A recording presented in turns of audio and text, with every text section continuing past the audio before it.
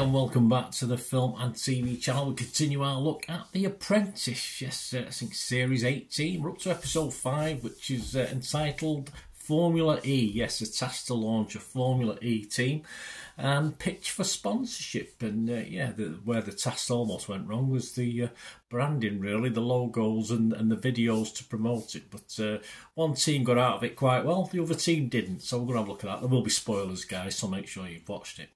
Of course, last week we lost Abina, quite rightly. She became the first girl to go. And Jack, no surprise, on that task he got the chop as well. So we've started with 8 girls and 5 boys battling it out for Lord Sugar's 250,000. Please, if you're new to the channel, please push that subscribe button, push the bell notifications. Let us know your thoughts on The Apprentice, who your favourite is, what you've liked, what made you laugh. I did have a little bit of a laugh this week about some of the acting again. Certain people shouldn't act, but they keep getting sort of lumbered with it. But there you go. So please let me know what you liked about it, and please give us your thoughts and comments. I will respond, or if it just needs a like, I'll do that. You give me a like and a like for The Apprentice this season. The Apprentice. I think we're seeing 1 or 2 people sort of come to the fore at the moment. Other seasons we've been a bit disappointed, but there's 1 or 2 got a chance this year of actually not doing a bad job if they do get the 250,000. Right, let's have a look at it. We'll look at the candidate performance and a quick look at how the teams did as such. They did, of course, move a couple of the guys over, so the teams were 1 had 7 and 1 had 6. General, Team Nexus, Nua, Felucia and Raj were left doing the branding, which they did. I said, well, not just them, the other team as well struggled on the branding side. And Trey was the PM, of course, for this. And I wasn't overly convinced about the water. I think I might have lost something in translation on what the idea of that was. I couldn't fix water in with a racing car, and of course when it came to the branding and the video, it didn't really work. So. But Trey was passionate about it. Was he impassioned? Is that the word? So I must admit, I did look a bit dodgy when it came down to the logo. But as I say, Trey wasn't impressed with it. So he obviously had an idea, perhaps, of what he wanted. Perhaps he didn't tell him exactly what he wanted. So that was probably the problem. I wasn't too sure about the Raj voiceover. I have no idea why she had a coat over her head while she was doing it. Probably to make her voice feel sound a little bit deeper, possibly. But yeah, the sponsors seem to go with the C vibe. So what do I know about that? Of course, they were happy with it, and the car looked good. And that, of course, is always important, as long as it looks good, pleasing on the eye. And it was a shade of blue that Lord Sugar hinted that Man City might like it as well. So, but it's electric. We want oil. We want something to do with oil, don't we? Electric's not good for us. But interested anyway.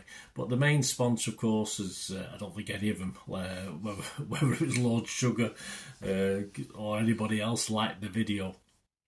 And of course that reduced their investment. But the sub-team didn't do very well, did they? But they made up for it, actually, because even though they only got 10 million, which was a little less than the other team, they got over 28 million from the sort of, well, not saying lesser sponsors or the other sponsors.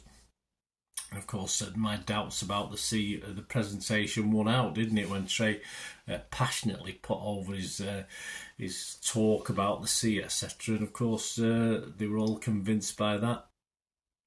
And the better looking car obviously paid off. How did they do individually on that team? Well, Trey, very good. Had a good week, didn't he? PM.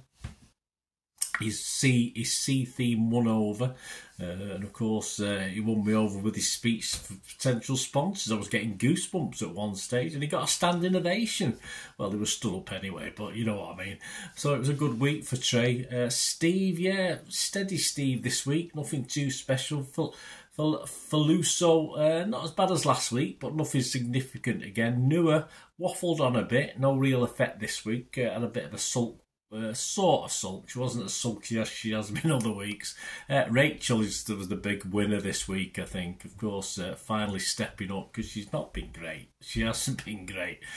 She's been in the background most weeks, and Sugar called her Stonehenge because she's immovable, and Karen said she was very professional. Now that's high praise from Karen indeed, and I thought, of course, Rachel, a couple of other things as well, was really the standout this week. Raj, yeah, okay, again, she was PM last week. She was alright this week. And Team Supreme, of course, are not too supreme again this week, were they? Maura, Sam and Verdi were on the branding team, and like the others on their branding team, made a bit of a mess of it. Maura was back on acting duties for the video, very funny. That's what made me laugh, really, just listening to Maura's wooden acting. I'm not saying I could do any better, but she enjoys herself, that's all that matters. And of course, Sam, who's gone faded into the background a little bit, she wasn't much better, but bless them both anyway, they did the best. Paul wasn't happy with the logo or the video, but yeah, I'd have to agree with that. Again, did Paul make clear what he really wanted though? I'm not too sure.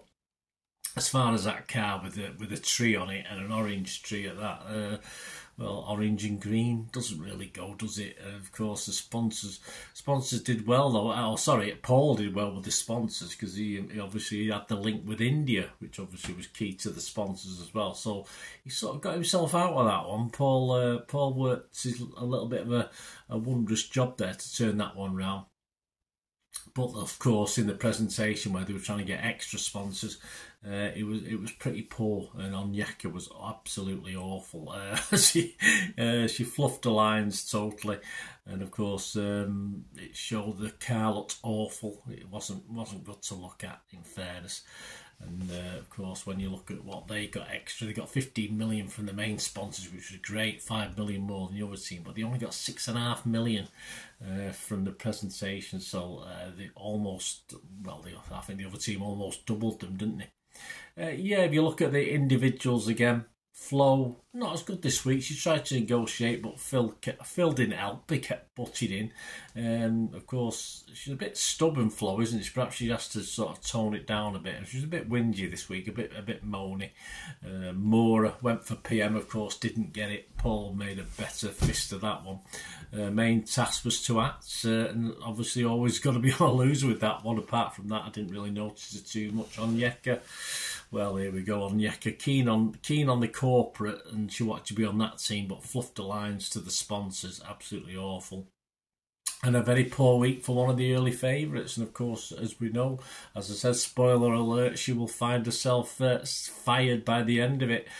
Paul, yeah, confident selling himself for PM, and his talk's a good game.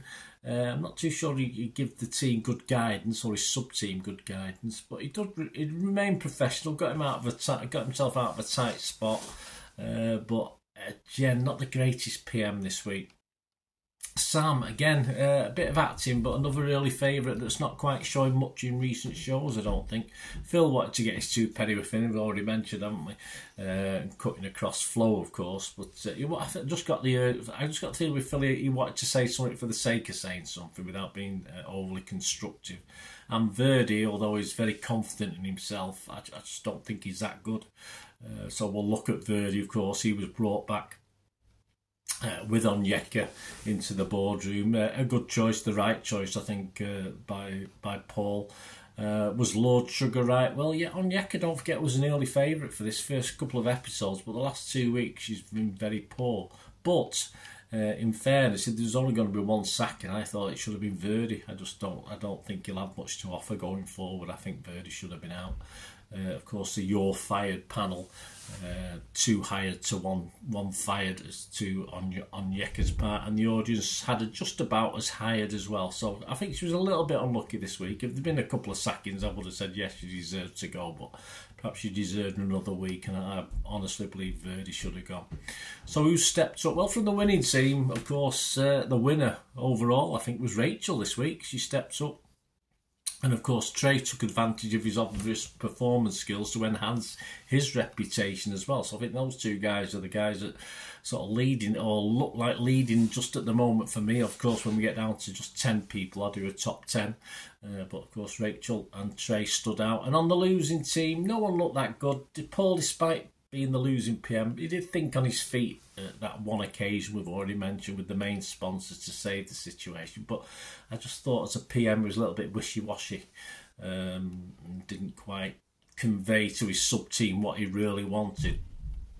And also, of course, in the favourites, in the losing team, you've got a couple of early season favourites, Flo and Sam, who didn't do that great, did himself no favours this week. And of course, as I said, another early series favourite, Onyeka, was well fancied for this after the first couple of weeks, and her demise came very quickly over the last couple of tasks, I think, which she sort of performed very poorly, and obviously Lord Sugar doesn't forgive, does he? So there you go, Onyeka was on her way. Verdi was, for me, was very, very lucky.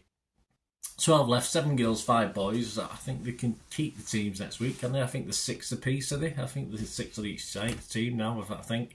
And next week it's a breakfast cereal, isn't it? They have to create a brand new breakfast cereal aimed at children, apparently aimed at kids. So that should be interesting. So we'll see how they do next week, and you know, let's get a double sack, and we might be down to a top 10, might we, or bottom 10, depending which way you look at it. But anyway, let me know your favourites, guys. Let me know your thoughts on the last night's episode, and let me know who you think might win. I mean, you agree with me? Do you think Trey and Rachel stood out this week and have sort of made their claims a little bit more positive?